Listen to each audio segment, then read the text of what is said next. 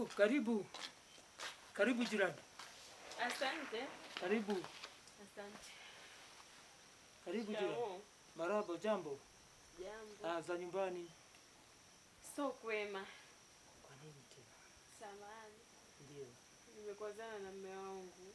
Tumeshindwa kuelewana, kwa hiyo nilikuwa naomba uende kaniombe msamaha. Aha. Ni kosa gani ambalo umemfanyia mume wako mpaka akashindwa kukusamehe? Yaani rafiki yangu alishauri niende kwa mtaalamu ili nimteke mume wangu, yaani awe ananisikiliza kwa kila kitu. Sasa kwa bahati mbaya mume wangu akagundua hicho kitu. Sasa basi basi